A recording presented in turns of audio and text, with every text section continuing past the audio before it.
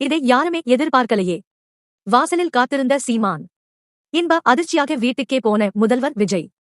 சுவாரஸ்ய சம்பவம். தமிழக முதல்வர் விஜய் இன்று சட்டசபை கூட்ட தொடர் முடிவடைந்த பிறகு முன்னாள் முதல்வர் ஸ்டாலின் வீட்டிற்கு சென்றார். அப்போது எதிர்க்கட்சித் தலைவர் உதயநிதி ஸ்டாலின் முதல்வர் விஜயை கட்டி அணைத்து வரவேற்ற நிலையில் ஸ்டாலினும் கட்டி அணைத்து கையில் பிடித்து வரவேற்று அழைத்துச் சென்றார்.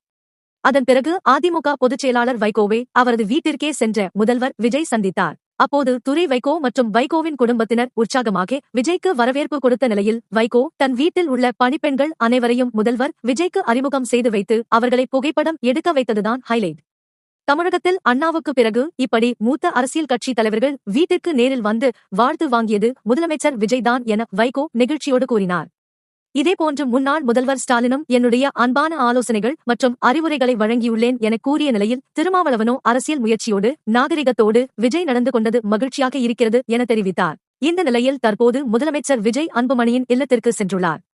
சென்னை அக்கரையில் உள்ள பாமக தலைவர் அன்புமணி இல்லத்திற்கு சென்ற முதல்வர் விஜய் அன்புமணி ராமதாஸை சந்தித்து வாழ்த்து பெற்ற நிலையில் அவருடன் எம்எல்ஏ சௌமியா அன்புமணியும் உடன் இருந்தார்.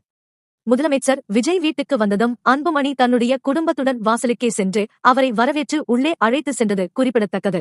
மேலும் இதனைத் தொடர்ந்து தற்போது சீமான் வீட்டுக்கு முதலமைச்சர் விஜய் சென்றுள்ளார்.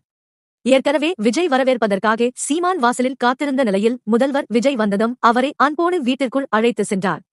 மேலும் தமிழக அரசியல் வரலாற்றில் முதல் முறையாக அனைத்து அரசியல் கட்சி தலைவர்கள் வீட்டிற்கும் ஒரு முதல்வர் சென்றது பரபரப்பாகவும் சுவாரஸ்யமாகவும் பார்க்கப்படுகிறது.